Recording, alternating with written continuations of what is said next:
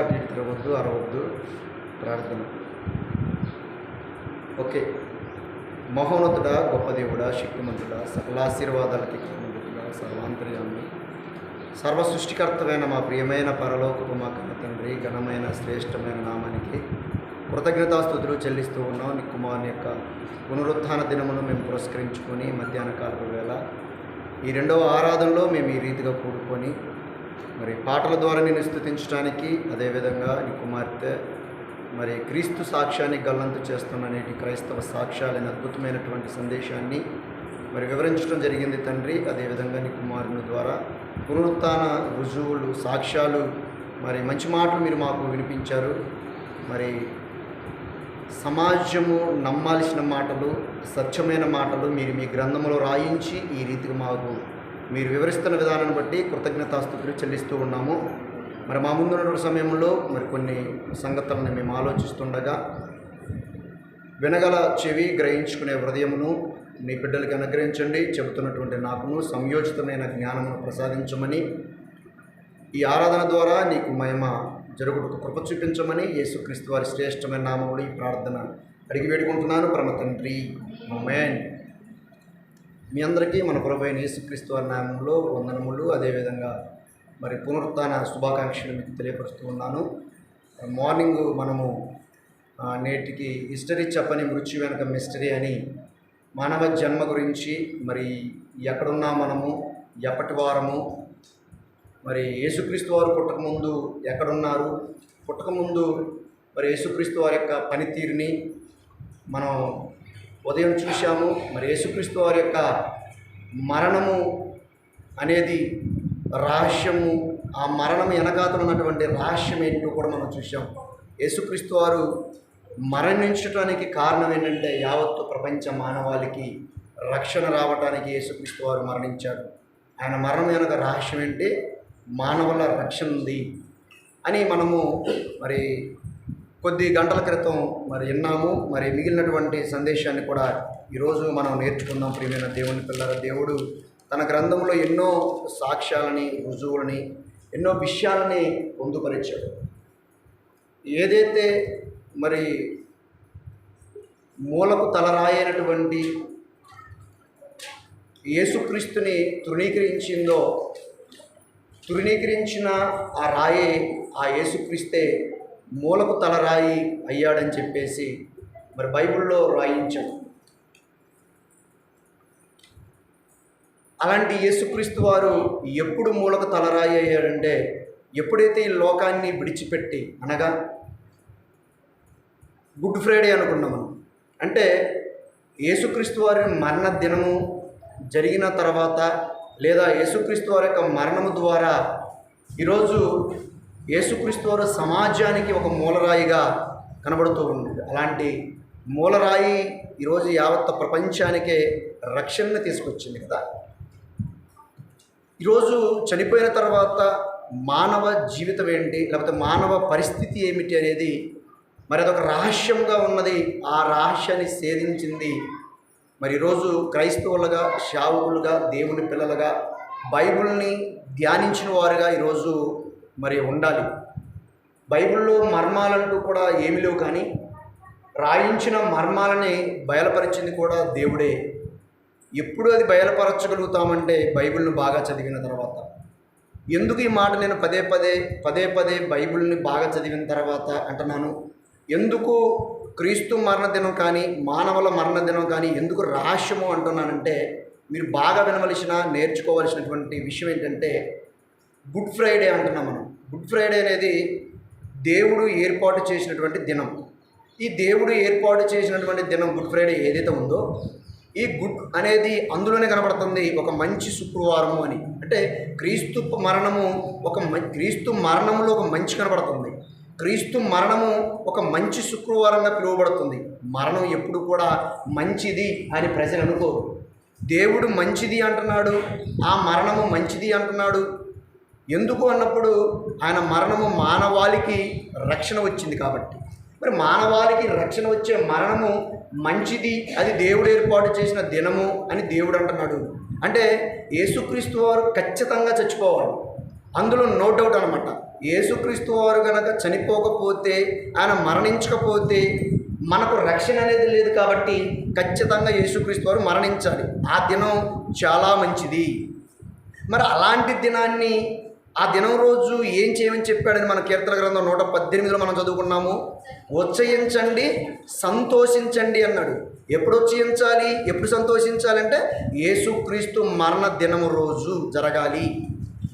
365 రోజులు సంవత్సరానికి ఇస్తే, సంవత్సరంలో ఒక రోజు క్రీస్తు మరణ దినమైతే, ఆ దినం నువ్వు చేయవలసింది ఏంటంటే ఉత్సహించి సంతోషించాలి. మరి 364 రోజులు పరిస్థితి ఏంటి బ్రదర్ అని మీరు అడిగారు అనుకోండి. 364 రోజులు పరిస్థితి ఏంటో తెలుసా? ఒక మనిషిగా, ఒక క్రైస్తవుడుగా అనేక శ్రమలు అనుభవిస్తూనే ఉండాలి. ఎందుకంటే ఎప్పుడైతే నువ్వు క్రీస్తుని నీలోనికి తెచ్చుకున్నావో, లేకపోతే ఎప్పుడైతే నువ్వు క్రీస్తుని అంగీకరించావో, నీవు కష్టాలు పాలయ్యావన్న సంగతి గుర్తుపెట్టుకోవాలి. ఏంటండి మీరు ఎలా చెప్తున్నారు? చాలామంది యేసుక్రీస్తు వారిని నమ్ముకుంటే కష్టాలు పోతాయి, రోగాలు పోతాయి, శ్రమలు పోతాయి, సమస్యలు పోతాయి అంటారు కదా అని మీరు అనొచ్చు. లేదు, క్రీస్తుని నమ్ముకుంటే అన్నీ శ్రమలే. అలా ఆ ముద్ర మీరు వేసుకొని క్రైస్తవ్యంలోనికి మీరు రాగలిగితే, మీరు నిలబడగలిగితే పునరుత్థానం మనకే సొంతం. పునరుత్థానం మీకే సొంతం. అందరు లేస్తారు కదండి పునరుత్థానం అన్నప్పుడు అనవచ్చు మీరు. లేస్తారు అందరూ, ఏం ఉపయోగం? లేచిన వానికి సుఖం ఉందా? లేచిన వానికి సంతోషం ఉందా? ఉండాలి కదా. యేసుక్రీస్తు వారు పునరుత్థానం తిరిగి లేచి ఈరోజు పరలోకంలో దేవుడు కురిపార్చిన కూర్చున్నాడంటే హ్యాపీ యేసుక్రీస్తు, అవునా కాదా? మరి ఈరోజు యేసుక్రీస్తు వారి గురించి ఉత్సహించి సంతోషపడని దేవుడు చెబుతుంటే, గుడ్ ఫ్రైడే రోజు ఏం చేస్తుంది సమాజం? ఏడుస్తుంది. మరి అలాంటప్పుడు మరణం వెనక రహస్యం తెలిసిందా? అది రహస్యంగా మిగిలిపోయిందా? మిగిలిపోలేదా వాళ్ళకి? ఈరోజు క్రైస్తవులుగా, ట్రూ క్రిస్టియన్గా, సత్యవాక్యాన్ని స్వీకరించే వారిగా అంగీకరించే మనము ఈరోజు సమాజానికి నిజం చెప్పాలి.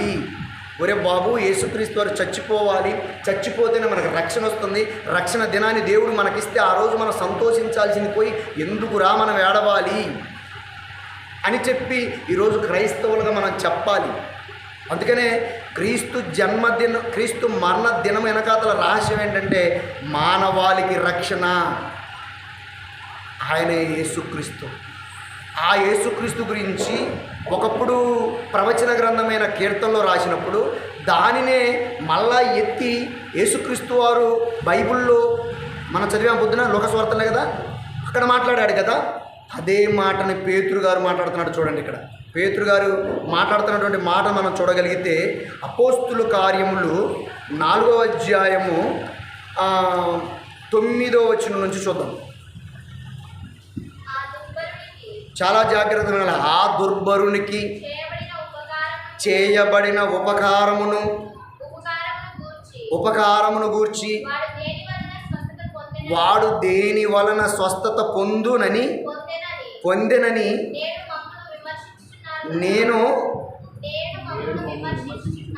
నేడు మమ్మల్ని విమర్శించుచున్నారు కదా.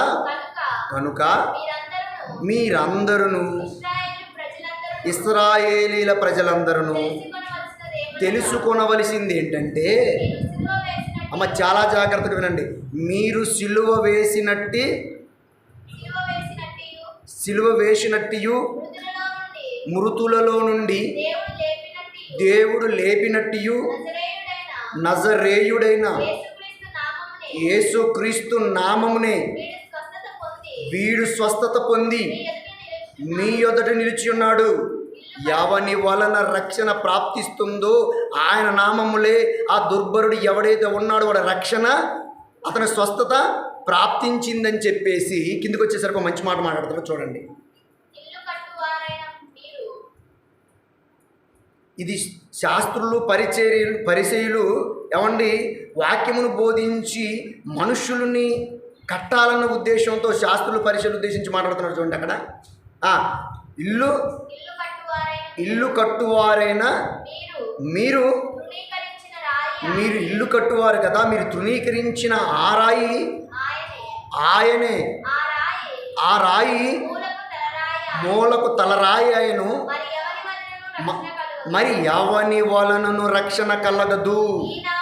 ఈ నామముననే ఎవరికి? మనకు రక్షణ పొందవలెను. కానీ చాలే, ఏ నామమున మనకు రక్షణ? యేసు మరణము ఎప్పుడైతే జరిగిందో, మరణం వెనక రహస్యం ఏంటో తెలుసా? రక్షణ. ఏ నామము లేదా? ప్రపంచంలో ఎవరండి చచ్చిపోయేది ప్రజల కోసం? ఎవరు మనుషుల కోసం ప్రాణం పెట్టేది? ఎవరైనా పెట్టగలరా ప్రాణాన్ని? ఎవరైనా పెట్టగలరా ప్రాణాన్ని? మరి అలాంటి క్రీస్తు ప్రాణం పెట్టాడంటే ఆ ప్రాణము వెనక ఉన్న రహస్యం ఏంటంటే మానవాళికి రక్షణ. ఇది మర్చిపోకూడదు. యేసు మరణించకపోతే రక్షణ లేదు. మానవాళికి రక్షణ ప్రసాదించాడు యేసుక్రీస్తు. మానవాళికి రక్షణ ప్రసాదించడమే క్రీస్తు మరణం వెనక ఉన్నటువంటి రహస్యం. చరిత్రకు కూడా తెలియదు యేసుక్రీస్తు వారి యొక్క మరణ రహస్యాలు. ఈవెన్ క్రైస్తవులకు కూడా తెలియకుండా పోయిందండి. క్రైస్తవులు కూడా అర్థం చేసుకోలేకపోయారు. ఈరోజు యేసుక్రీస్తు వారు లేచాడని ఏమంటే కొన్ని ప్రాంతాల్లో అల్లరి ఎక్కువైపోయింది. అల్లరికి కర్త కాడు పరిశుద్ధాత్మ దేవుడు. అల్లరికి కర్త కాడు. సమాధానం ఉండాలి అక్కడ. సమాధానానికి కర్త కానీ అల్లరికి కర్త కాడు. యేసుక్రీస్తు లేచాడని ఎన్ని ఏమంటే భయంకరమైనటువంటి సిచ్యువేషన్స్ని సంఘాలు ఫేస్ చేస్తూ ఉన్నాయండి. సంఘాలు ఫేస్ చేస్తూ ఉన్నాయి. మీరు చూడండి, చూస్తే మీకు అర్థమవుతూ ఉంటాయి. ఈయన పునరుత్థానం ఎందుకు, దీని వెనకాతలో ఉన్నటువంటి పరమార్థం ఏంటి, అసలు ఎందుకు చనిపోయాడు యేసుక్రీస్తు వారు, మరి చనిపోయిన యేసుక్రీస్తు వారు ఎక్కడికి వెళ్ళిపోయాడు, నేటి ప్రజల పరిస్థితులు ఏమిటి, చనిపోయిన ప్రజలు ఏమైపోతారు, మరి ఏమైపోతున్న ప్రజలకి తెలుసుకోవాల్సినటువంటి అనేక విషయాలు ఏంటి, ఎక్కడ పొందుపరిచాయి, పరచబడినటువంటి ఆ మాటలు ఆంతర్యం ఏంటి, ఎవరు చెబుతారు, ఎక్కడ చెబుతారు, నేర్చుకున్న తర్వాత పరిస్థితి ఏంటి అని చెప్పేసి ఎవరు ఆలోచన చేస్తున్నారో ఒక్కసారి ఆలోచించండి. ప్రియమైన దేవుని పిల్లలారా, అసలు విషయం నేను చెప్పాను కదా, చనిపోయిన తర్వాతే మనిషి జీవితము ప్రారంభం. మనిషికి మరణం ముగింపు కాదు, మనిషికి మరణము ప్రారంభం. స్టార్ట్ అవుతుంది అక్కడి నుంచి నీకు స్టార్ట్ అవుతూ ఉంటుందండి. ఆరాధన పేరుతో ఇష్టం వచ్చినట్లుగా గోల చేస్తారండి, అల్లరి చేస్తారు.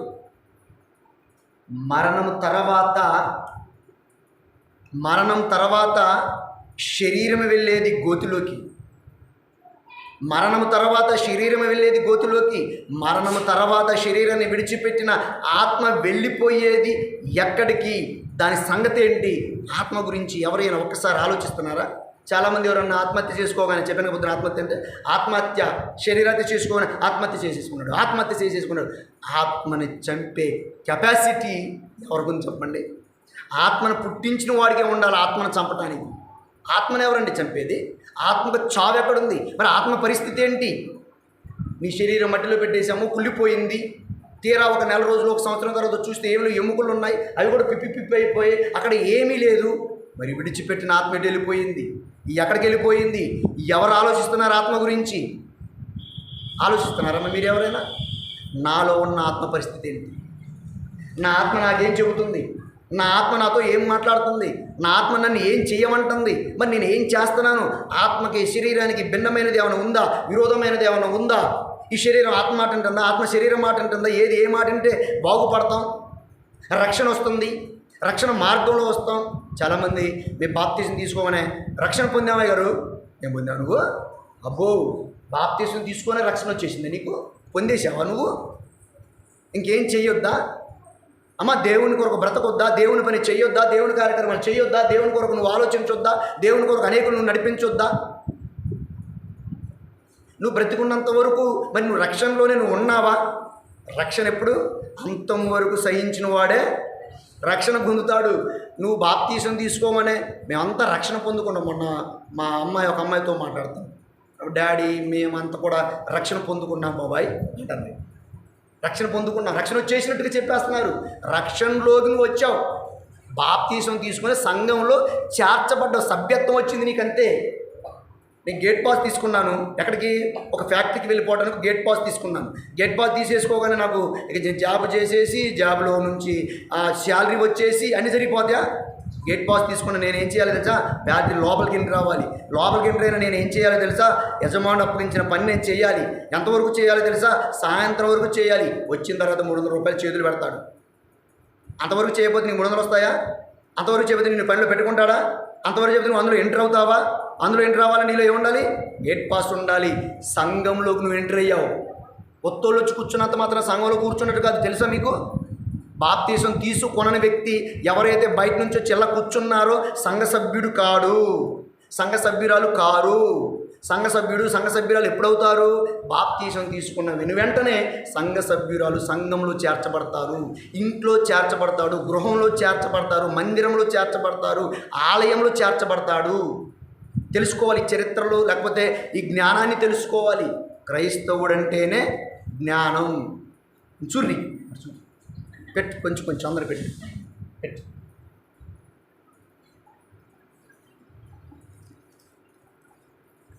ఆత్మ సంగతి ఏంటి? ఒకసారి చూడండి ప్రసంగి గ్రంథం. మీకు అలా పెట్టే తినుకుంటే ఏంటనుకుంటే ఒక వాక్యం. ప్రసంగి గ్రంథము 10వ అధ్యాయము 14వ వచనం చదువుదాం. ఆత్మ సంగతి ఏంటో మీకు చెప్తాను చూడండి, జాగ్రత్తగా వినండి అందరూ. కలగబోవునేది అంటే భవిష్యత్తు అంటారు. దాన్ని ఏమంటారంటే భవిష్యత్తు. కలగబోవునది ఏదో మనుషులు ఎర్రగక ఉండినను బుద్ధిహీనులు. అమ్మా, బుద్ధిహీనులు అంటే జ్ఞానము లేనివారు. బుద్ధిహీనులు అంటే వాక్యము లేనివారు. బుద్ధిహీనులంటే తెలియని వారు. ఏం చేస్తారు ఈ బుద్ధిహీనులు? విస్తారముగా మాట్లాడతారంట. చూడండి ఇక్కడ ఏం మాట్లాడతారు? విస్తారముగా అంటే మనం పొద్దున్న చెప్పిన తర్వాత చనిపోయిన వాళ్ళ ఇంటికి పోయి ఏమి మాట్లాడుకుంటా ఉన్నాం? ఏం చెప్తారు పోయి? ఒక తెల్లగొడ్డ, తర్వాత బొంగులు, ఇవన్నీ మాట్లాడిన తర్వాత గోతి, కర్ర, మన క్రైస్తవులు అయితే బాక్సు, మేకులు, ఇవన్నీ ముందు మాట్లాడుకుంటారు. తర్వాత ఏమనుకుంటారంటే గాలి కలిసిపోయింది. గాలి ఆడ కలిసిపోయిందంట, గాలిలో కలిసిపోయిందంట. నిజంగా గాలిలో కలిసిపోతే గాలి లేదు, మనకు దొరకదా గాలి? ఆక్సిజన్ సిలిండర్లో ఉంది గాలేగా, పంపు కొడితే వచ్చేది గాలేగా, అవునా కదా? టైర్ మిషన్ దగ్గర పోతే పెట్టేది గాలేగా. మరి చచ్చిపోయిన శవాన్ని గాలి మిషన్ దగ్గరికి తీసుకెళ్ళిపోయి 2 ముక్కుల్లో గాలి పంపు అది పెట్టామనుకోండి, మరి ఏమవ్వాలి? ఇప్పుడు గాలి లోపలికి వెళ్ళిపోతున్నప్పుడు బతకాలి కదా. మరి ఎందుకు బతకట్లేదు మనిషి అంటే గాలికి పుట్టలేదు, అతనిలో గాలి కాదు ఉంది. ఓకే, అర్థమైందా? మట్టిలో కలిసిపోతుందంటే ఒక రకంగా ఆలోచించవచ్చు. అది తెలియకుండా కూడా మాట్లాడేశారు వీళ్ళు, మట్టిలో కలిసిపోతుందంటే. ఎందుకంటే మన్నైనా తిరగడం వల్ల మరలా మట్టిలోకి చేరిపోతుందని చెప్పారు కదా దేవుడు. సరిపోని మట్టిలో కలిసిపోతుంది, పద్ధతిగా ఉంది. మరి కలిసిపోయింది మట్టిలోనే ఉంటుంది అనుకుంటున్నారు ఏంటి? అది తెలియదు. మరి గాలిలో కలిసిపోవడానికి నువ్వు ఎవరు పుట్టావు నీకు అర్థం కాదు ఇప్పుడు. ఇవన్నీ విస్తారమైన మాటలు. చాలామంది చచ్చిపోయిన తర్వాత దయ్యాలు అవుతారు, చచ్చిపోయిన తర్వాత చెట్టు మీదకి ఎక్కుతారు, తెల్ల చీర కట్టుకుంటారు, ఇక రకరకాలు మాట్లాడుతున్నారంటే ఏంటి? విస్తారమైన మాటలు. ఎవరు వీళ్ళు మాట్లాడేది? జ్ఞానవంతులు కాదు, బైబిల్ తెలిసిన వారు కాదు, బుద్ధిహీనులు. నెక్స్ట్, నరుడు చనిపోయిన తర్వాత ఏమి జరుగుతుంది ఇప్పుడు చెప్పాలి. నరుడు చనిపోయిన తర్వాత ఎవరు చెప్పాలి? ఎవరు తెలియచేస్తారు అంటే మనమే తెలియచేయాలి. చనిపోయిన తర్వాత ఎవరు తెలియజేస్తారు? బయటకు వెళ్ళిపోయి అడిగినప్పుడు ఒకసారి వేరే పుస్తకాలను అడగండి. వాళ్ళ చరిత్ర చెప్పాను కదా, మార్నింగ్ నుంచి ఈవినింగ్ వరకు, అంటే పుట్టిన దగ్గర నుంచి చచ్చిపోయేంత వరకు వాళ్ళ చరిత్ర చెప్పాను. ఎక్కడ పుట్టాడు, ఎప్పుడు పుట్టాడు, ఎవరికి పుట్టాడు, పుట్టిన తర్వాత ఏం చేశాడు, ఎప్పుడు చచ్చాడు, ఎక్కడ చచ్చాడు, ఎక్కడ బాధ పెట్టాడు, అంతే. మరి తర్వాత పరిస్థితి చరిత్ర ఏది లేదు. అది చెప్పాలి అంటే క్రైస్తవులుగా, క్రీస్తు నమ్మిన క్రైస్తవులుగా, జ్ఞానమని పేరు పెట్టుకున్న క్రైస్తవుడు చెప్పాలి. గాలి కలిసిపోతుందని చెప్పడానికి వీల్లేదు, మట్టిలో కలిసిపోతుందని చెప్పడానికి వీల్లేదు. లేకపోతే ఏదో గద్దలు తింటాయి, చెట్టు కట్టేస్తే దెయ్యాలు అవుతారు, కోరికలు తీరక మళ్ళా వచ్చేస్తారు, ఇవన్నీ చెప్పకూడదు. ఇవి విస్తారమైన మాటలు. ఎవరు మాట్లాడతారు? వీళ్ళు బుద్ధిహీనులు. అర్థమైందమ్మా? బైబిల్లో మాట్లాడాలి. నేను చెప్పనా? మనం ఎక్కడైతే చనిపోతామో ఆ స్థలాన్ని కూడా ఎరగడంట. మరి దెయ్యం ఎలా వస్తాడు? ప్రత్యేకంగా పని కట్టుకొని. మన దెయ్యాలయ్యేది ఎవరు దెయ్యాలయ్యేది? లేడీసే, జెంట్స్. ఏమైనా బుద్ధిమంతులా? మేమైనా బుద్ధిమంతులు అమ్మ? మాకే పాపం తెలియకుండా మేమంతా పవిత్రులు, మేము దెయ్యాలు కాకుంటానికి. మిమ్మల్ని మీరు అంటుంటే మీకు బాధ అనిపిదా?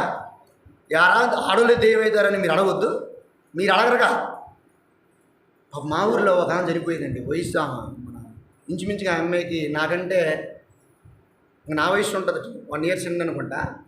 చచ్చిపోయిన తర్వాత ఆ దెయ్యం అయిందని చెప్పేసి వాళ్ళ ఆయన ముందే ఫలానా అమ్మాయి దెయ్యం అయిందంటే ఆయన ఎంత బాధపడతాడు అనుకున్నారు? ఎంత బాధపడుతున్నాడు అనుకున్నాడు ఆయన? తప్పు కాదు అది. మొగలు దెయ్యాలు గారా? మొగలు ఏం బుద్ధిమంతులు కాదమ్మా, ఎప్పుడు ఫీల్ కామాకండి. మీరే చాలా మంచోళ్ళు. అసలు మీకున్న ఓపిక, ఓర్పు, సహనం, ప్రేమించే గుణం, భర్తల కోసం కష్టపడే తత్వం, ప్రజలను ఆలోచించే మనసు మీకే ఉంటుంది, మాకంటే ఎక్కువ కూడా. అలాంటప్పుడు మీరు దెయ్యాలేరండి, మీరు ఎలా నమ్ముతున్నారు? నమ్మకండి. దెయ్యాలు ఎవరు గారు? మనుషులు దెయ్యాలు గారు. దెయ్యం ఉంది, భయంకరమైన ఒక పిచాచి ఉంది. అది ఎవరినైనా పడగొట్టిద్ది, ఎవరినైనా గొంతు పిసికిద్ది, ఎవరినైనా ఏ రకంగా నేను మభ్యపెట్టిద్ది. వాడు ఇష్టమే ఇష్టం. సినిమాలు చూడమంటది, సీరియల్ చూడమంటది, బూతులు మాట్లాడమంటది, ఎక్కడికెక్కడికో వెళ్ళిపోమంటది, చంపే అంటది, చచ్చిపో అంటది. డబ్బు కోసం చంపే, ప్రేమ కోసం చంపే, చచ్చిపో డబ్బు కోసం, ప్రేమ కోసం. దెయ్యం. అర్థమైంది మీకు? బుద్ధిహీనులు విస్తారంగా మాట్లాడుదురు, బుద్ధిహీనులు విస్తారంగా మాట్లాడుతున్నారు. పక్కమటి చెప్పు, చదువు. నరుడు చనిపోయిన తర్వాత ఏమి జరుగుతుంది ఎవరు చెబుతారు? ఎప్పుడు చెప్పండి మీరు, ఎవరు చెప్తారు? నరుడు చనిపోయిన తర్వాత ఏం జరుగుతుంది ఎవరు చెప్తారు? ఈ మరణము సంగతి చెప్పేవారు ఎవరు లేరండి. మరణం గురించి చెప్పబడింది. ఈ మరణం గురించి ప్రతిసారి మనం చెప్పాలి, ప్రతిసారి దీని గురించి చదవాలి, ప్రతిసారి దీని గురించి తెలియపరచాలి.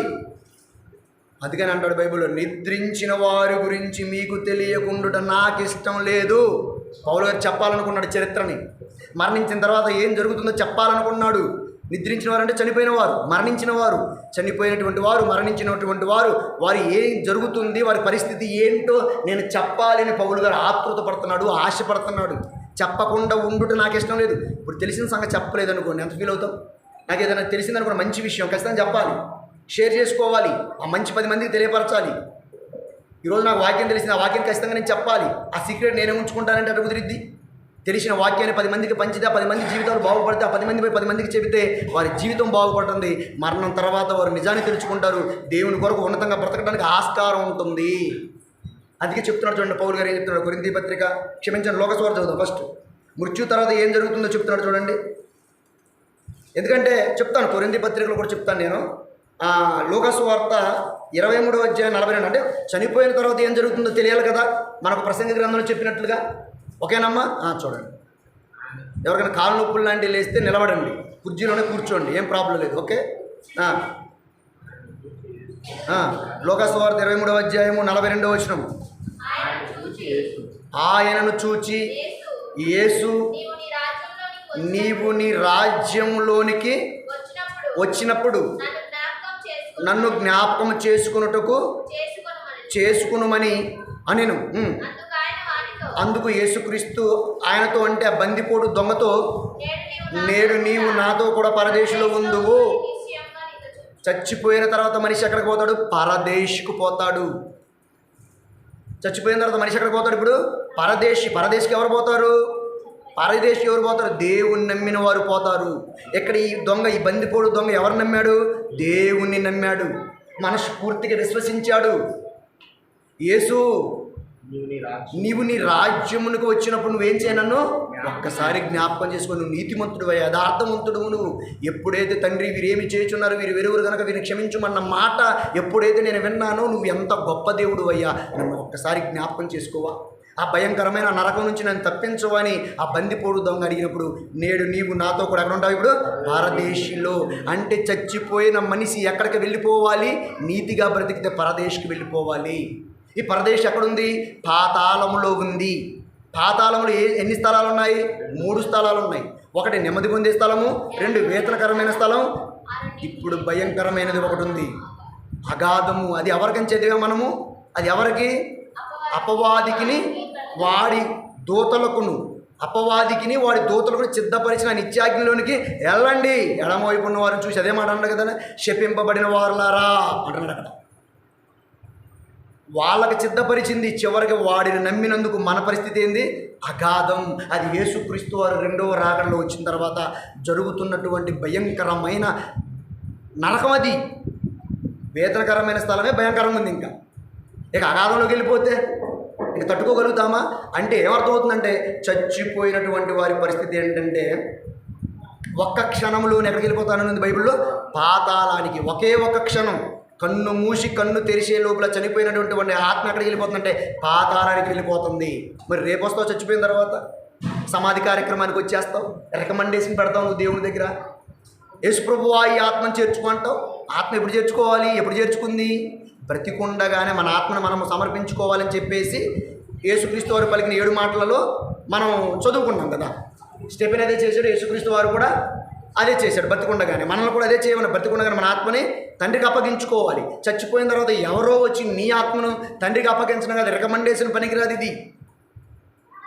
ఏమా రికమెండేషన్లో భూమి మీద ఏదైనా కావాలంటే రికమెండేషన్ లేకుండా పని జరగదు కదా ఇక్కడ. దేవుని దగ్గర రికమెండేషన్ కాదు.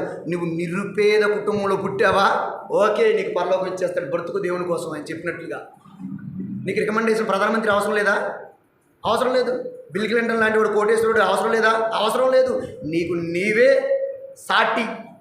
ఎంత మంచివాడు మన దేవుడు, ఎంత మంచివాడు. ఆలోచించారా ఎప్పుడైనా మన దేవుని గురించి? ఈరోజు ఏదైనా పని జరగాలంటే రికమెండేషన్, వాడి కాలు పట్టుకోవాలి, వీడి కాలు పట్టుకోవాలి, బల్ల కింద చేతులు పెట్టాలి, ఎంతో డబ్బులు తీసుకెళ్ళి లంచం రూపంగా ఇవ్వాలి. ఎందుకు ఇదంతా తలకాయ నొప్పి? దేవుడు ఇలాంటి ఆప్షన్స్ ఏం పెట్టలేదండి, ఇలాంటి కండిషన్స్ ఏం పెట్టలే. ప్రియమైన దేవుని పిల్లలు, అలాంటి గొప్ప దేవుని ఈరోజు మనం విశ్వసిస్తున్నాము అంటే ఏమర్థమైపోయింది? ఒక్క క్షణంలోనే పాతాళానికి వెళ్ళాలి. అందులో యేసుక్రీస్తు పరదేశకు వెళ్ళాడు. తర్వాత నేడు నీవు నాతో కూడా పరదేశంలో ఉందమన్నా అతను కూడా పరదేశకు వెళ్ళిపోయాడు.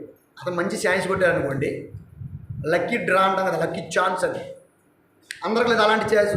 చచ్చిపోయే ముందు యేసుప్రభు నన్ను చేర్చుకొని కొంప తీసి అప్పటిదాకా బతకపోకుండా ఇష్టానుసారంగా అయిపోయి చచ్చిపోయే ముందు మనకు కొన్ని తెలుస్తాయి మీకు. చచ్చిపోయే ముందు తెలుస్తాయి. నేను చచ్చిపోతాను అర్థమైపోయి అరే పెద్దోడా ఎర్రా, అరే చిన్నోడా ఎర్రా, అరే చిన్నమ్మాయి పెళ్లి చేయరా పెద్దోడా, లేకపోతే అక్కడ ఒక 1,00,000 రూపాయలు వడ్డీకి తీసుకొచ్చాను, దాని కాగితాన్ని ఇగో బీరోలు పెట్టాను రా పెద్దోడా, మరి చిన్నోడా ఒక ఎకరం పట్టా ఉంటే బ్యాంకులో పెట్టారా చిన్నోడని చెప్పేసి చెప్తూ ఉంటారు. ఎందుకంటే ఇది అయిపోయింది, చచ్చిపోయే టైం ఆసన్నం అయిపోయింది కనుక మనకు కూడా ఆ టైం వచ్చింది కదా, తెలిసిపోద్ది కదా. అప్పుడు అన్నంలో యేసుప్రభు దగ్గర వచ్చి ప్రభు నన్ను క్షమించని.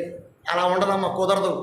ఏదో దొంగకు మాత్రమే ఛాయిస్ ఇది, మనకు లేదా ఛాయిస్. చాలామంది మొండి తెలివిగల చాలామంది ఉంటారండి, క్లవరర్ అంటారు ఇంగ్లీష్లో. అధిక తెలివి ఉపయోగించి ఆ రోజు చూసుకుంది అలా చచ్చిపోయేటప్పుడు స్పాట్లో చావకపోతే అప్పటికప్పుడు తెలిసిపోతుంది మనకు ఆ చావు. ప్రభా నువ్వు చేర్చుకోయా, నన్ను క్షమించేయని అప్పుడు కాళ్ళ మీద పడదాం, మనకు వచ్చేస్తే పరలోకం అనుకునేవాడు కూడా లేకపోలేదు. తర్వాత రెండో రాకడ ఉంది కదా, తీర్పు ఉంది కదా, తీర్పు దినాలు మళ్ళీ కూడా ఎడవ పక్కన పెడతారు కదా, పోయి కాళ్ళ మీద సాష్టాంగ పడి యేసు ప్రభా అని ఎడుద్దాము. అప్పుడు దేవుడు కనికరిస్తాడు, కృప చూపిస్తాడు. నో కనికర కాలం, కృపాకాలం ఇదే. తర్వాత చచ్చిపోయిన తర్వాత యేసులా చూడరు. ప్రేమమయుడా యేసు కాదు, కరుణామయుడు యేసు కాదు, దయామయుడా అప్పుడు అసలే చూడవు ఆయన్ని, ఇప్పుడే చూస్తావు ఆయన్ని. ఇప్పుడు ప్రేమమయుడుగానే కనబడుతున్నాడు. ఇప్పుడు చచ్చిపోయిన తర్వాత ప్రేమమయుడు లేడు, పాడు లేడు. యేసుక్రీస్తు వారు కొరడా పట్టుకొని దులిపేస్తూ ఉంటాడు ఆయన. కనుక ఎప్పుడు కూడా అలాంటి ఆలోచన ఉండకూడదు. నీ శరీరము నీ ఆత్మ రెండు కలిసి ఉన్నప్పుడే చెయ్యవలసినటువంటి కార్యక్రమాలు ఇవి. ఎవడైనా భక్తుడైనా భక్తిహీనైనా చనిపోయిన క్షణంలో వెళ్ళిపోయేది పాతాళం.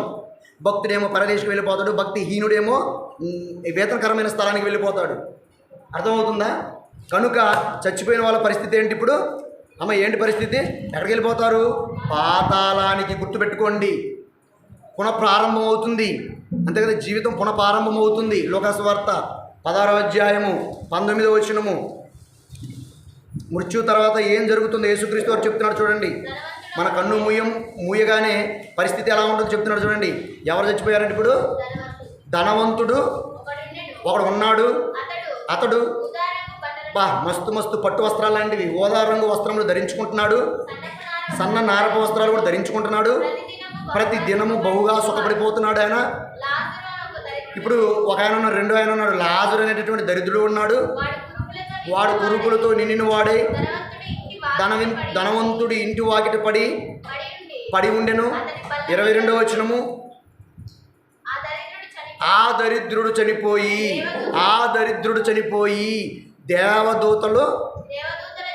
దేవదూతల చేత అబ్రహాము రొమ్మున ఆనుకొనుటకు కొనిపోబడిన. ఏం జరిగింది? ఎప్పుడైతే ఒక మనిషి చనిపోతాడో చనిపోయిన వెంటనే ఒకటి వస్తుంది, పరిశుద్ధాత్మ. క్షమించండి, దేవదూతలు అందరికీ రావు. నీవు కన్ను మూయగానే దేవదూత వచ్చిందా, నువ్వు బతికిపోయినట్టే. గుర్తుపెట్టుకోనమ్మా. చనిపోయిన తర్వాత ఏం జరుగుతుందో యేసుక్రీస్తు వారు చెప్తున్నాడు. మనిషి చనిపోయిన తర్వాత ఏం జరుగుతుందో యేసుక్రీస్తు వారి మాటల్లో అర్థమయ్యేది ఏంటంటే, నేను చనిపోగానే దేవదూతలు వచ్చారంటే బ్రతికిపోయినట్టే. మనం చనిపోయిన తర్వాత దేవదూత రాలేదంటే అయిపోయినట్టు నీ పరిస్థితి. ధనవంతుడు చచ్చిపోయాడు, దేవదూత రాలా. ఎక్కడికి వెళ్ళిపోయాడు? వేతనకరమైన స్థలంలోకి వెళ్ళిపోయాడు. ఏం అడుగుతున్నాడు? మంచి నీళ్ళు అడుగుతున్నాడు. ఎన్ని అడుగుతున్నాడు? ఒక సొక్క అడుగుతున్నాడు. ఆయన భూమి మీద ఉన్నప్పుడు ఎన్ని డ్రమ్ములు నీళ్ళు తాగాడు, అక్కడికి వెళ్ళిపోయేసరికి ఒక్క సొక్క కూడా వాటర్ లేదంట. అందుకే నువ్వు దేవుని కొరకు బతికితే దప్పిక కూడా నీకు ఉన్నదని చెప్పాడు పరలోకంలో. దప్పికైనను ఉండదు, ఆకలైనను ఉండదు అని చెప్పాడు. భూమి మీద నువ్వు దేవుని కోసం, దేవుని పిల్లల కోసం నువ్వు కన్నీళ్లు కారిస్తే, కన్నీళ్లు కాల్చిన నిన్ను చూసి నీకు పరలోకి ఇచ్చినటువంటి దేవుడు నీ బాష్ప బిందువులన్నింటి కూడా ఏం చేస్తాడు తెలుసా? తుడిచివేస్తాడు. ఎప్పుడు అది ఎంత జరిగేది? పరలోకంలో. ప్రియమైన దేవుని పిల్లరా, లాజరు కన్ను మూసాడు. ఎవరు వచ్చారు తీసుకుపోవడానికి? మరి మన కన్ను మూస్తే వస్తారమ్మ దేవదూతలు. మరి రాబోతే ఎక్కడికి వెళ్ళిపోతాం మనం? దేవదూతలు రాకపోతే ఎక్కడికి వెళ్ళిపోతావు?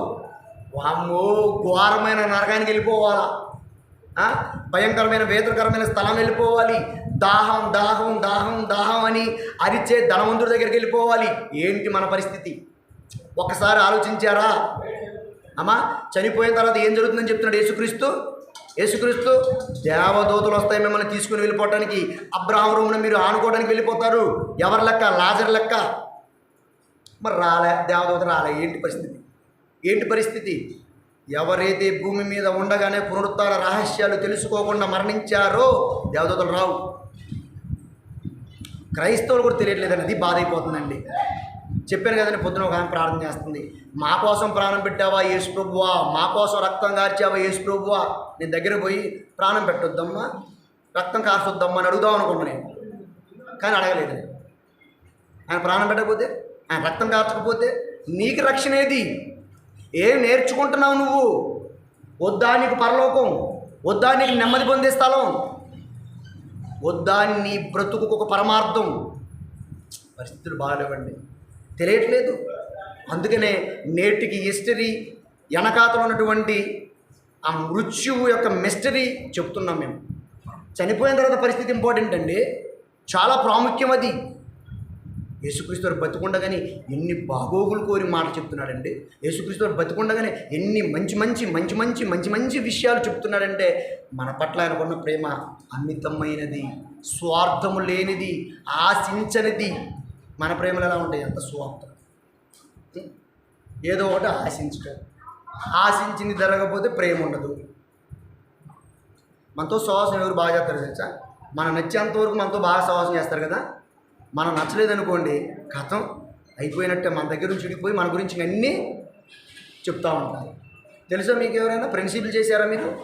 సహవాసాలు చేశారమ్మా? బందరికాలు చేశారా మీరు?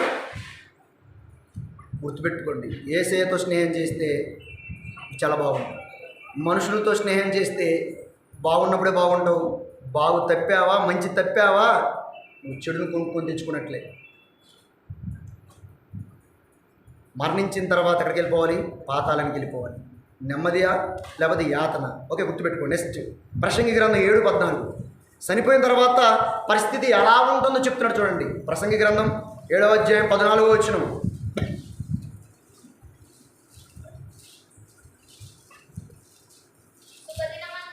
చాలా జాగ్రత్తగా వినాలమ్మా, అందరూ వినండి. మీకు తెలియని విషయం, కొత్త సంగతి ఇది. కొత్త సంగతి చెప్తున్నా చూడండి. సుఖదినమందు సుఖంగా ఉండండి.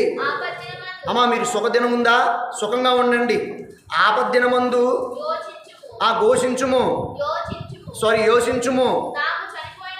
బాగా వినాలి. ఇప్పుడు తాను చనిపోయిన తర్వాత జరుగు దానిని నరుడు తెలుసుకొనకుండునట్లు దేవుడు సుఖ దుఃఖాలను జతపరిచాడంట. అమ్మా, నువ్వు చనిపోయిన తర్వాత సుఖ దుఃఖం ఉందని తెలుసుకోవడం కాదు, చనిపోయిన తర్వాతగా తెలుసుకోవడం. చనిపోకముందే సుఖాన్ని పెట్టాడు, దుఃఖాన్ని పెట్టాడు. అందుకనే ఇక్కడ నువ్వు తెలుసుకోవడానికి సుఖ దుఃఖాలు పెట్టాడు కదా. పరదేశికి వెళ్ళిపోయిన తర్వాత సుఖం ఉంది. యాతనకరమైన స్థలానికి వెళ్ళిపోయిన తర్వాత దుఃఖం ఉంది. ఈ సుఖ దుఃఖాలు ఎక్కడ నువ్వు తెలుసుకోవాలి?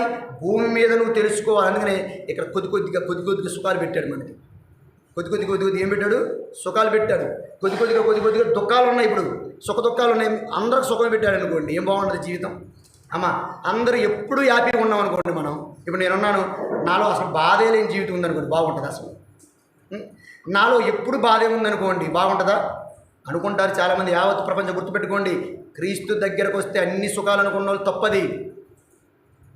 ఎందుకంటే ప్రతి మనిషి జీవితంలో సుఖం ఉంటుంది, ప్రతి మనిషి జీవితంలో దుఃఖం ఉంటుంది.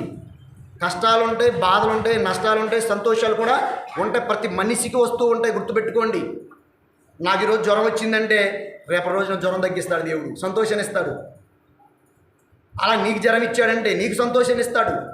నాకు ఎప్పుడు జ్వరం రాదు, లేకపోతే నేను ఎప్పుడు బాగుంటాను అనుకో. మాకు దేవుడు పెట్టిన దాన్ని ఎవరండి తప్పించేది?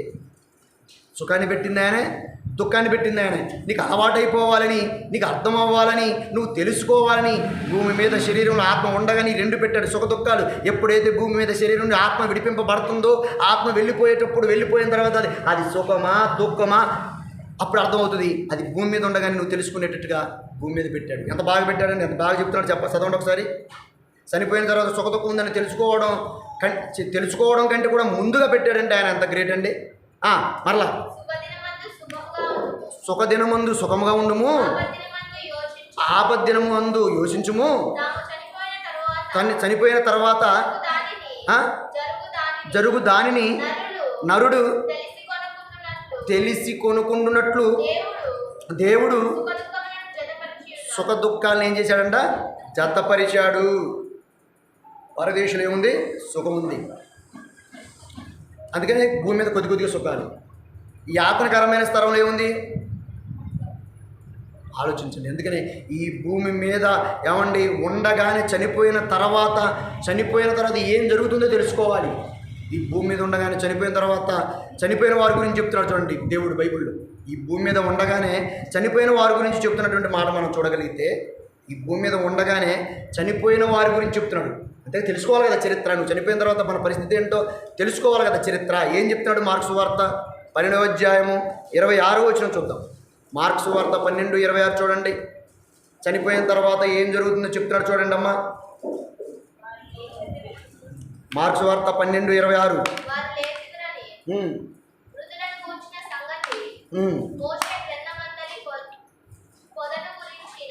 ఏం చెప్తున్నాడు? మృతులు తిరిగి లేస్తారని చెప్తున్నాడు. ఎవరు చెప్తున్నాడు ఈ మాట? మరి ఆ వచ్చిన బాగానే చదవలే కదండి. సద్దుకైలు చెప్తున్నారు. సద్దుకైలు పునరుత్థానం లేదని చెప్పుకుంటారంట. పరిసయ్యులు షద్దుకైలు. పరిసయ్యులు పునరుత్థానం ఉందని నమ్ముతారు, షద్దుకైలు పునరుత్థానం లేదని నమ్ముతారు. వాళ్ళు చనిపోయిన తర్వాత మనిషి తిరిగి లేవడని సద్దుకైలు నమ్ముతారు. అందుకని ఈ సద్దుకైలు గురించి సద్దుకైలకు చెప్తున్నాడు దేవుడు. ఏమని చెప్తున్నాడు? ఈ సద్దుకైలకి మృతులు తిరిగి లేస్తారని చెప్తున్నాడు. ఎవరికి మాటలు చెబుతుంది? సద్దుకైలకు చెప్తున్నాడు. మనుషులు చనిపోతే తిరిగి లేచే అవకాశం లేదని వాళ్ళు నమ్ముతున్నారు కదా. వాళ్ళకి చెప్తున్న మాట ఇప్పుడు నువ్వు చదువుతున్నావు. ఏం చదువుతున్నావు చదవండి ఒకసారి. వారు లేస్తారు. మృతులను గురించిన సంగతి మోషే గ్రంథమందలి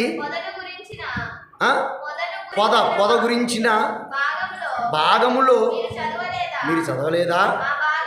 ఆ భాగములో దేవుడు అది అబ్రహాము దేవుడును, ఇస్సాకు దేవుడును, యాకోబు దేవుడు అని చెప్పేసి బ్రతుకున్న వారి గురించి చెప్తున్నాడు అక్కడ. అంటే చనిపోయిన తర్వాత మనుషులు తిరిగి పునరుత్థానం ఉంది అని చెప్తున్నారు.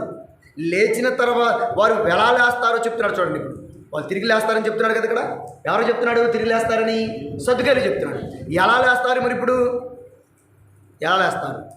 ఎలా లేస్తారో చెప్తున్నాడు చూడండి. ఎలా లేస్తారంటున్నాడంటే కొరింథీయులకు రాసిన మొదటి పత్రిక 15వ అధ్యాయము 35వ వచనం చూడండి. ఎలా లేస్తున్నారో చెప్తున్నాడు చూడండి. కొరింథీయులకు రాసిన అపోస్తలుడైన పౌలు గారు మొదటి పత్రిక 15వ అధ్యాయం 35వ వచనం. అమ్మా అయితే మృతులు ఎలాగూ లేస్తారు చెప్పాడు కదా సద్దుకైలకి. చనిపోయిన వారు తిరిగి లేస్తారని. ఎలా లేస్తారు? వారు ఎట్టి శరీరముతో ఒత్తురని ఒకడు అడుగుతున్నాడమ్మా. వాళ్ళు ఎలా లేస్తారు? ఎట్టి శరీరంతో వస్తారు. చనిపోయినటువంటి వారు ఎలా లేస్తారు? అంతే కదా. వారు చనిపోయిన తర్వాత మరి భూమిని పదిపెట్టిన తర్వాత కులిపోతుంది కదా. ఎట్టి శరీరాన్ని ధరించుకుంటారు. వాళ్ళ బాధ ఏంది? ఎలా లేస్తారు? ఏ శరీరంతో? ప్రశ్న. ఎవరికైనా మనం ఇంత చెప్పిన తర్వాత నువ్వు బాగానే ఉన్నావు చెప్పా బాగానే చనిపోయిన తర్వాత తిరిగి లేస్తారు, లేచినటువంటి వారు దేవుని కొరకు బతికితే నెమ్మది పొందుతారు, దేవుని కొరకు బ్రతకకపోతే వేతనకరమైన స్థలానికి వెళ్ళిపోతారు. అంత మంచినే ఉంది. మరి చచ్చిపోయినటువంటి వారిని పాతి పెడతాం కదా, పాతి పెట్టిన తర్వాత మరి ఆ శరీరం కొన్ని రోజులు కుళ్ళిపోతుంది కదా, మరి ఎలా లేస్తారు? ఈ ఆత్మ ఏటో వెళ్ళిపోతుంది, శరీరం ఏమో భూమిలో పెట్టేశాము, అదే కుళ్ళిపోయింది. ఏంటి పరిస్థితి? ఎలా లేస్తారు? ఎట్టి శరీరంతో లేస్తారు? ఈ శరీరం ఉంటుందా? ఇంత మంచి శరీరం ఉంటుందా అనేది ఒక డౌట్. ఓ అవివేకి అంటే, అవివేకం అంటే తెలివి లేనివాడా, బుద్ధిహీనుడా, బుద్ధి లేనివాడా అన్నాడు. ఇప్పుడు మనవాడు ఎవరైనా ప్రశ్న వేయగానే ఓరే బుద్ధిహీనుడు అనమాకండి, ఓరే అవివేకి అనమాకండి, మనకేదో తెలిసినట్టుగా. వాడు మనమంటే మనం కొట్టేస్తాడు. దేవుని యేసుని కొట్టలేవాడు కదా, దేవుని కొట్టలేవాడు కదా, పౌలు గారిని కొట్టలేవాడు కదా, బైబిల్ని కొట్టలేవాడు కదా. మనమంటే మనం కొట్టేస్తాడు.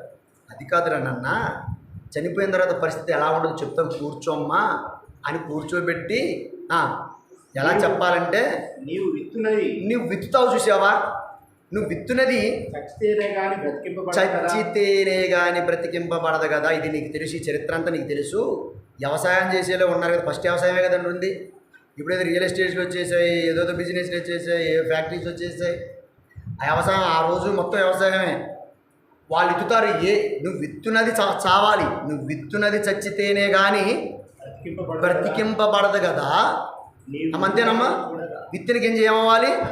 విత్తిన గింజ చచ్చిపోద్దన్న సంగతి మీకు తెలుసా? అసలు తల్లిసారి అది అల్లలేదు. విత్తనం పెట్టేసిన తర్వాత నీళ్ళు పెట్టి రోజు నీళ్ళు పోసి అది మొలకెత్తిన తర్వాత, అది కొద్దిగా పెద్ద అయిన తర్వాత, అది వృక్షమైన తర్వాత, దాని కాయలు కాసిన తర్వాత, పండు పండిన తర్వాత కోసుకొని అబ్బబ్బబ్బ ఏమో టేస్ట్ సూపర్గా ఉందని తినేస్తావా?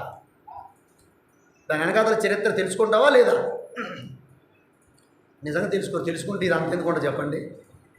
విత్తనం వేసినవా, చెట్టు అయిందా, కాయ కాసిందా, పండు పండిందా, తిన్నవా, కోసుకున్నావా, తిన్నవా, ఇదే. నువ్వు విత్తినది చచ్చితేనే కానీ అది బ్రతికింపబడదు కదా. అంటే విత్తనం చచ్చిపోవాలి, అంటే కుళ్ళిపోద్ది లేదా చచ్చిపోద్ది. నువ్వు భూమిలో పెట్టిన ఏ విత్తనమైనా ఏవాలి? చచ్చిపోవాలి లేదా కుళ్ళిపోవాలి. నీవు విత్తు దానిని చూడగా ఏమి ఇత్తావు? అది గోధుమ గింజ ఇత్తావా? మరి ఏ గింజ? వడ్ల గింజ ఇత్తావా? మామిడి గింజ ఇత్తావా? జామ గింజలు ఇత్తావా? ఏ గింజైనా సరే ఓకే, నువ్వు ఏ గింజ ఎత్తు. ఒక పత్తి గింజనాన్ని ఇత్తావా? మిరప గింజనాన్ని ఇత్తావా? ఏ గింజని విత్తు. నువ్వు ఎలాంటి గింజని ఎత్తుతున్నావంటే ఒట్టి గింజ, అంతే కదమ్మా. గోధుమ గింజ ఉందనుకోండి, వస్తే అలా వేస్తావు. వరి గింజ అలా వేస్తావు, మామిడి టెంక్య అలా వేస్తావు, జామ గింజలు అలా వేస్తావు. ఒట్టి గింజలే, నువ్వేం చేయట్లేవు, ఒట్టి గింజనే విత్తుతున్నావు కదా. శరీరం విత్తలేదు. ఎప్పుడైతే ఇత్తిన గింజ పుట్టబోతుందో, శరీరం ధరించుకుంటుందో, ఆ గింజను మాత్రం నువ్వు ఎత్తట్లేదు, పుట్టబో శరీరాన్ని మాత్రము నువ్వు ఎత్తట్లేదు. అయితే దీని అంతటికి కారణం ఎవరంటే దేవుడే. తన చిత్త ప్రకారము, దేవుని చిత్త ప్రకారము నువ్వు విత్తిన దానికి శరీరాన్ని ఇస్తున్నాడు. నువ్వు వరి గింజ ఎత్తుతున్నావా? దానికి శరీరం ఇస్తుంది. గోధుమ గింజ ఎత్తుతున్నావా? శరీరం ఇస్తుంది. వడ్ల గింజను ఎత్తుతున్నావా? శరీరాన్ని ఇస్తుంది. మాంసపు గింజను ఎత్తుతున్నావా? శరీరం ఇస్తుంది. ఎవరిచ్చే శరీరం? దేవుడు. ఎంత బాగా చెప్తున్నాడండి. విత్తనం గురించి చెప్తున్నాడండి. విత్తనం గురించి. మనం కూడా చచ్చిపోయిన తర్వాత ఎక్కడ పెడతారు మనల్ని? భూమిలో ఏం చేస్తారు? పాతి పెట్టేస్తారు. పాతి పెట్టిన మనం విత్తనం ఏమవుతుంది? దానికి శరీరాన్ని దేవుడు ఇస్తున్నాడు. పాతి పెట్టిన మనల్ని కుళ్ళిపోయినటువంటి మనకి మరలా ఒక శరీరం ఇస్తున్నాడు, మహిమ శరీరం. ఎవరా మహిమ శరీరాన్ని ఇచ్చేది? దేవుడు. విత్తనానికి శరీరాన్ని ఇచ్చేది దేవుడే, మనిషికి ఒక మహిమ శరీరం ఇచ్చేది కూడా దేవుడే. ఒక విత్తనం ఏ విధంగా అయితే భూమిలో పాతి పెట్టి చచ్చిపోయి మరలా బతుకుతుందో, ఒక మనిషి కూడా చచ్చిపోయిన తర్వాత మరలా పుడతాడు, అంటే బ్రతుకుతాడు. ఆ శరీరాన్ని ఇచ్చేది ఎవరంటే దేవుడు. ఓ అవివేకి, ఒక విత్తనం గురించి నీకు తెలుసు కదయ్యా. ఒక మనిషిని కూడా చంపేది నేనే, లేపేది నేనే, అతనికి శరీరాన్ని ఇచ్చేది కూడా నేనే అని దేవుడు అర్థమయ్యేటట్టుగా గింజ గురించి చెప్పి మన గురించి చెప్తున్నాడు. యోహాను సువార్త 5వ అధ్యాయము 28వ వచనం. యోహాను సువార్త 5వ అధ్యాయము 28వ వచనం చూద్దాం. దీనికి ఆశ్చర్యపడకుడి. అమ్మా చాలా జాగ్రత్త వినండి. చనిపోయిన తర్వాత ఏం జరుగుతుందో చెప్తున్నాను చూడండి. చనిపోయిన తర్వాత ఏం జరుగుతుందో చెప్తున్నాను. దీనికి ఆశ్చర్యపడకుడి. దీనికి ఆశ్చర్యపడకండి. కాలము వచ్చుచున్నది. ఒక కాలము వస్తుంది. అమ్మా, ఇప్పుడు ఉదాహరణకి వడ్ల గింజ అనుకోండి. వడ్ల గింజ భూమిలో పెట్టితే ఎన్ని రోజులకు వస్తుంది? 3 రోజులకే. తెలుసా మీకు? వడ్ల గింజ 3 రోజులకే వచ్చింది ఇత్తనం మొలక. మామిడి గింజ టైం పట్టి తెలుసు మీకు? ఎన్ని రోజులు వస్తుంది? లెక్క పెట్టుకున్నారు ఎప్పుడన్నా? టైం పడుతుంది మామిడి గింజకి. చనిపోయిన మనల్ని బ్రతికించడానికి, చనిపోయిన మనకు మహిమా శరీరం ఇవ్వడానికి కాలం పడుతుంది.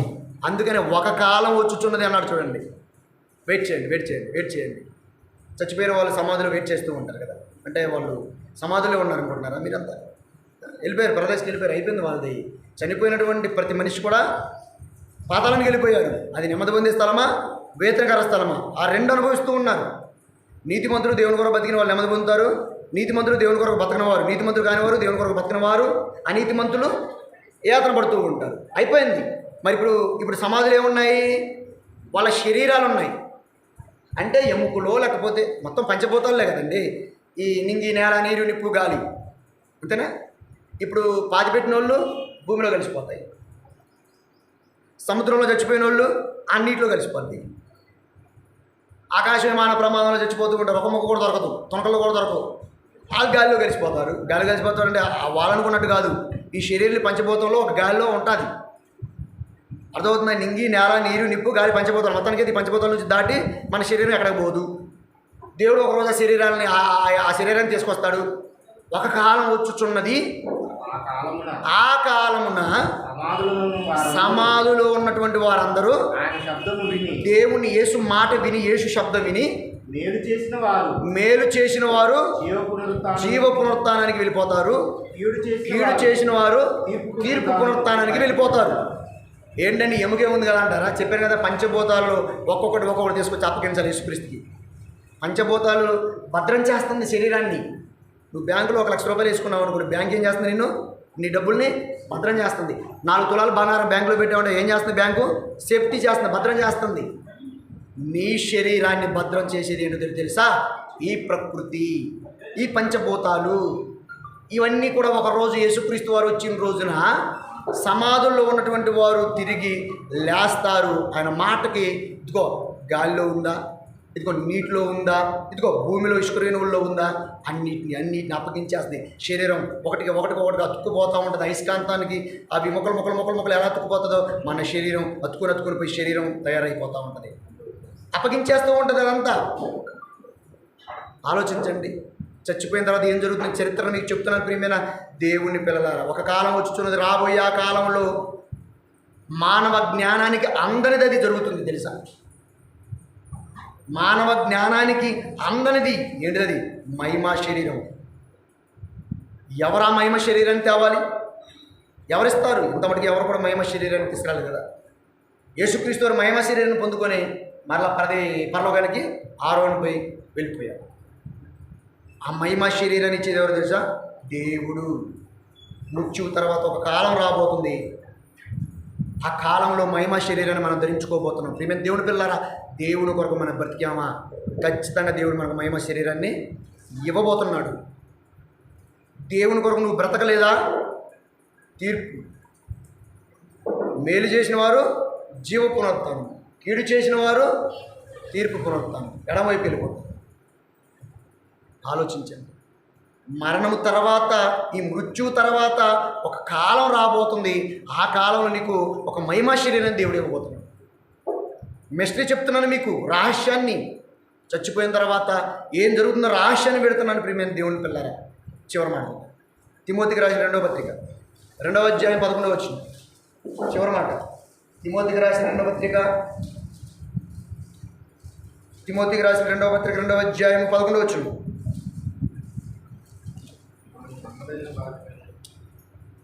నేను చెప్పబోయినటువంటి మాటను నమ్మతగినది అన్న. చూడండి, 2 తిమోతి 2:11 నమ్మతగిన వారమై, ఈ మాట నమ్మదగినది. నేను చెప్పబోయే మాట ఎలాంటిది? నమ్మదగినది అంటున్నాడు. చూడండి, పౌలు గారు అంటున్నమాట, నా మాట నమ్మదగినది. ఏదంటే మనం ఆయనతో కూడా మనము ఆయనతో కూడా చనిపోయిన వారమైతిమి. ఆయనతో కూడా బ్రతుకు. ఆయనతో కూడా ఆయనలాగా బ్రతికి చనిపోవడం అని అర్థం. ఆయనలాగా బ్రతికి చనిపోవడం, ఈ మాట నమ్మదగినదని చెప్పేసి పౌలు గారు అంటున్నాడు. అంటే యేసు మృత్యు తర్వాత బ్రతికాడు, మనం కూడా బ్రతుకుతాం. ఆ మాటకు అర్థం అదే. యేసు మృత్యు తర్వాత ఎలా బ్రతికాడో మనం కూడా చనిపోయిన తర్వాత అలా బ్రతుకుతామని చెప్పేసి దేవుడు చెప్తున్నాడు. ప్రియమైన దేవుని పిల్లరా, ఆలోచించండి. ఇప్పుడు ఏం అర్థమైపోయింది? మృత్యు తర్వాత మెస్టీ ఏంటి? ఆ రహస్యం ఏంటి? చెప్పగలుగుతారా? ఒక్కొక్కటిగా చెప్పగలుగుతారా? యేసుక్రీస్తు వారి యొక్క మృత్యు వెనకాతల మెస్టీ ఏంటి తెలుసా? మానవాళికి రక్షణ. యేసుక్రీస్తు వారి మృత్యు వెనక రహస్యం ఏంటి తెలుసా? ఆయన చనిపోయి తిరిగి లేచి పరలోకానికి ఆరోహణమైపోయాడు. మరి మానవాళి చచ్చిపోయిన తర్వాత క్షణంలో పాతాళానికి వెళ్ళిపోవాలి. నువ్వు దేవుని కొరకు బ్రతికిన వాడవైతే లాజర్ లెక్క దేవదూతలు వస్తాయి. నువ్వు చచ్చిపోగానే దేవదూతలు వచ్చాయంటే నీకు తిరుగులేదు పరలోకానికి. చచ్చిపోయిన తర్వాత ఒక దేవదూత కూడా కంటికి కనపడలేదనుకోండి, వెళ్ళిపోయినట్టు నువ్వు నరకానికి. నువ్వు చచ్చిపోయిన తర్వాత దేవుడు ఒక మహిమా శరీరాన్ని ఇవ్వబోతున్నాడు. ఇది రహస్యం. ఇప్పుడు చెప్తున్నాను వినండి, చెప్పాను వినండి. మీరు ఈ నమ్మకంతో మీరుండి, ఇది నమ్మతగినది. యేసుక్రీస్తు వారు చనిపోయి తిరిగి ఏ విధంగా లేచాడో ఇదిగో మీరు కూడా చనిపోయి తిరిగి లేస్తారని పౌలు గారు చెప్తున్నాడు. ఇది నమ్మతగినది, నమ్మాలి. ఇన్ని చెప్పిన తర్వాత నా నమ్మకం లేదు గారు. చచ్చిపోయిన తర్వాత ఏం చేస్తాం? ఒక ఆమె అంటే 30 సంవత్సరాల మంచి పాడతానికి వస్తుంది. 30 సంవత్సరాల మంచి ఎన్ని సంవత్సరాలు? పరలోకం ఉందని నరకం ఉందని ఎవరు చూశారండి అంటుందండి. ఏంటమ్మా 30 సంవత్సరాల మంచి పాడతానికి పోతున్నా అయ్యారు చెప్పింది ఏంటంటే ఆయన అంతే చెప్తారండి. ఆయన ఎంతే చెప్తారంటే ఎవరు చూశారంటుందండి. ఎందుకు? దీన్ని తీసుకొని తలకాయ తీసుకొని పడుకోవాలి. ఎందుకు మరి ఎంతో వేస్ట్, టైం వేస్ట్. కాకపోతే ఆ ఇంటికాడ పడుకోవచ్చు, పనికి పోయిన పనికి పోవచ్చు. ఏమైనా దైవ సేవకులు చెప్పేటప్పుడు వింటారు బాగానే, అంత తలకాయ చెప్తారు. తర్వాతకి ఏదో ఏముంటుంది, ఏముపయోగం చెప్పండి? విని నేర్చుకోకపోతే ఏం ఉపయోగం ఉంది? స్కూల్కి వెళ్ళిన తర్వాత, కాలేజీకి వెళ్ళిన తర్వాత, యూనివర్సిటీస్కి వెళ్ళిన తర్వాత, పిల్లల విద్య విన్న తర్వాత నేర్చుకోకపోతే ఏం ప్రయోజనం ఉంటుంది? వాళ్ళ లైఫ్ స్పైల్ కదా, వేస్ట్ కదా. మనం కూడా ఇంత వాక్యం విన్న తర్వాత నమ్మకం లేకపోతే బాప్తిస్మం ఇచ్చేవాళ్ళని తెలుసా మీకు? ఎంత గొప్పడైనా స్త్రీల కన్ని వారిలో ఆయన వంటి గొప్పవాళ్ళు లేడు తెలుసా? స్త్రీలు కనిన వారిలో. అలాంటి యోహాను గారు పరిస్థితి ఏమైపోయింది పరలోకంలో? చివరి మెట్టు ఆయనకి, చివర పరలోకము. ఆయన స్థానం చాలా చివరంట. ఎందుకు నమ్మకం లేదు. ఆయన యేసుక్రీస్తు వారి మీద నమ్మకాన్ని కోల్పోయాడు ఒక సందర్భంలో. అర్థమైందా మీకు? వద్దు, నమ్మాలి. చెప్పిన ప్రతి మాట నమ్మాలి. ఇది యేసు మాటలు, అవి నా మాటలు కావు, సొంత మాటలు కావు. ఎవరికి సొంతంగా చెప్పడం వచ్చు అసలు? బైబిల్ సొంత మాటలు ఎవరు చెప్తారమ్మా? ఎన్నో విషయాలు. మృత్యు వెనక దాగి ఉన్న మిస్టరీ, చరిత్ర, రహస్యం. మనిషికి మరణం అనేది కాదు. మనిషికి మరణము ప్రారంభం అంటే ఇంకా జీవితం స్టార్ట్ అవుతూ ఉంటుంది. నువ్వు పుట్టగానే ఏడుస్తావు, అమ్మ దగ్గర పాలు తాగుతావు, బొర్ల పడి పాకులాడతావు, మోకాళ్ళ మీద పాకులాడతావు, చిన్నగా నిలబడ్డానికి ట్రై చేస్తావు, ఎన్నోసార్లు పడి చిన్నగా అడుగుల మీద అడుగులు వేస్తావు, ఎన్నోసార్లు పడుకుంటా, మొత్తానికి నడుస్తావు. అలా నడుచుకుంటూ ఒక 14, 13, 10 సంవత్సరాలు వచ్చేస్తాయి. 10 సంవత్సరాలు రాని అమ్మాయి ఏం చేస్తారు? హాయిగా బడికి పంపించేస్తారు. బడికి పంపించేసిన తర్వాత చదువు పూర్తి చేసేసుకుంటాడు. చదువు పూర్తి చేసేసుకున్న తర్వాత పెళ్లి చేసుకున్న తర్వాత పిల్లల్ని కంటాడు. పిల్లల్ని కన్న తర్వాత మొత్తానికి ఏదో ఉద్యోగం పని ఏదో చేస్తాడు. చేసిన తర్వాత ఆ పిల్లలు పెద్దోళ్ళు అయిన తర్వాత ఆ పిల్లలకి పెళ్ళిళ్ళు చేస్తారు. పిల్లలకి పెళ్ళి చేసిన తర్వాత ఒకళ్ళు బతుకుంటే పిల్లలు పుడతారు కదా, అమ్మమ్మ నాయనమ్మ లెక్క, తాతయ్య మనవాళ్ళ లెక్క ఎత్తుకుని జోలాలి బుజ్జాయి అంటారు. మొత్తానికి ఏదో వయసు అయిపోయిన తర్వాత కాలం చెల్లిపోతుంది. ఇది జీవితం. ఇదే జీవితం. చచ్చిపోయిన తర్వాత తిరిగి లేచిన తర్వాత జీవితం ప్రారంభం అక్కడ ఎట్టుందో అక్కడ ఎలా ఉంటుందంటే 2. 1 భయంకరమైనటువంటి రోదన, 2 భయంకరమైన ఆనందం. ఇక ఆనందానికి అద్దె ఎక్కడది మరి? 1 భయంకరమైనటువంటి వేదన, నరకం. ఒకటి అసలు పట్టజాలనంత ఆనందం. ఏంటి? మరణం తర్వాత ప్రారంభంలో జరిగే చెప్తున్నాను నేను. ఏది కావాలి ఇప్పుడు మరి? చచ్చిపోయిన తర్వాత ఏం జరిగిద్దమ్మా పాతాళంలో? 2 పనులు ఉంటాయండి అక్కడ. పాతాళంలో 2 పనులు ఉంటాయంట. ఏంటి ఆ 2 పనులు? ఒకటి ఏడవటం, 2 పండ్లు కొరకటం. ఏడవటం, పండ్లు కొరకటం. ఏం పండ్లు అమ్మా? జామ పండ్ల, మామిడి పండ్లు, జామ పండ్లు, అరటి పండ్లు అక్కడ లేవు. మరి ఇక్కడనే ఉన్నాయి. తినండి బాగా. మామిడికాయ కాలంలో ఇప్పుడు తినండి. అక్కడ పోతే ఈ పండ్లు ఉండవు. మన నోట్లో 32 పండ్లు ఉంటాయి కదా, అవే కొరుక్కుంటామండి. ఒక ముసలావిడ అంటుందంట, అసలు నా పనులే లేవు, నేను పనులు ఎట్ట కొరుకుతాను అయ్య గారు అంటుందంట. నేను పనులు లేవు అంట, పనులు ఎట్ట కొరుకుతూ అంటుందంట. పనులు సెట్ చేయలేవు ఆవిడ. దేవుడు ఈ పనులు ఇచ్చింది ఎవరు? మన పనులు. అమ్మ మీకు 32 పనులు అందరికి ఉన్నాయా? మీకు ఉన్నాయా 32 పనులు? మీకు ఉండవు. మీకు 28 ఉంటాయి తెలుసా? వాళ్ళకి ఎన్ని ఉంటాయి? 26 ఉంటాయి ఉంటుంది. మరి 32 పనులు ఎప్పుడు వస్తాయి? టైం పట్టుద్ది. ఇంక వీళ్ళకి ఒక 5-6 సంవత్సరాలు వస్తాయి. ఇంకా 2 పనులు, 4 పనులు, కింద 2 పైన 2, మొత్తం 32 అవుతాయి. మరి ఇక్కడ పనులు 1 by 1 పోయి పనులు ఇస్తూ ఉంటే మరి నరకానికి పోయిన తర్వాత పనులు సెట్ చేయడా? చేస్తారు. ఇప్పుడు ఏడుపును పండ్లు కొరుకుడు ఇవి కావాలా? పరలోకి వెళ్ళిపోయిన తర్వాత ఆకలి లేదు, దప్పిక లేదు, సూర్యుని ఎండ ఏం లేదు, వడదెబ్బ ఏం లేదు. ఏది కావాలి? ఏది కావాలి? పరలోకం కావాలి మనకి. ఆనందంగా లోకం కావాలిగా. కనుక భూమి మీద మనం బ్రతికుండగానే మనం చేయవలసింది ఏంటంటే, ఇదిగో ముందుగా మన గురించి తెలుసుకోవాలి. తెలుసుకున్నాం ఇప్పటి వరకు. తెలుసుకున్న మనము ఇదిగో బ్రతకాలి. ఎవరి కోసం? దేవుని కోసం. అప్పుడు దేవుడు నా పరలోకానికి మనల్ని తీసుకుని వెళ్తాం. ఓకే, ప్రార్థన చేసుకుందాం. పరిశుద్ధుడైన ప్రేమ కలిగిన తండ్రి, కృపగల దేవా, నీకు వందనాలు, స్తుతులు, స్తోత్రములు. మృత్యు వెనక మిస్టరీ, నేటి హిస్టరీకి తెలియని మృత్యు వెనక మిస్టరీ అని ఒక మంచి సందేశాన్ని వినిపించిన విధానాన్ని బట్టి కృతజ్ఞతాస్తుతులు చెల్లిస్తున్నాం. మరణం తర్వాత ఏం జరుగుతుందో మేము చూశాం. భయం కలిగి నీ కొరకు ఉన్నతంగా బ్రతకడానికి కృప చూపించండి. నా మరణం తర్వాత కూడా ఏం జరుగుతుందో మాకు అర్థమైపోయింది తండ్రి. మరణించిన వెంటనే దేవదూత వస్తే పరదేశ్, దేవదూత రాకపోతే నరకం, వేతనకరమైన స్థలం. దేవదూత రావాలంటే మేము నీ కొరకు ఉన్నతంగా బ్రతకాలి, నువ్వు చెప్పినట్లుగా బ్రతకాలి. దాన్ని బిడ్డలు విన్నారు, చెప్పాను. అపార్థాలు చేసుకోకుండా వాక్యాన్ని అర్థం చేసుకొని నీ కొరకు బ్రతికితే పరలోకం ఉంటుంది.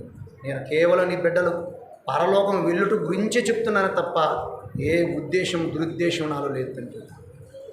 ఈ లోకాన్ని విడిచిపెడితే పరలోకం రావాలి, కేవలం పరలోకం కోసమే. ఎందుకంటే ఈ లోకము అశాశ్వతం. ఏదో ఒక రోజు ఈ లోకాన్ని విడిచిపెట్టాలి. విడిచిపెట్టిన మనిషికి పరలోకం రావాలంటే భూమి మీద నీకు ఇష్టంగా బ్రతకాలి. ఇప్పుడు చెప్తూ ఉన్నాము, వారం వింటున్నారు. వాటి ప్రకారంగా బ్రతకడానికి కృప చూపించండి. తదుపరి జరుగుతున్న కార్యక్రమం అంతట్లో మీరు మాకు తోడుగా ఉండి సహాయం చేసి ముందు నడిపించమని యేసుక్రీస్తు వారి శ్రేష్టమైన నామమున ప్రార్థన అడిగి వేడుకుంటున్నాను పరమ తండ్రి. ఆమేన్, ఆమేన్.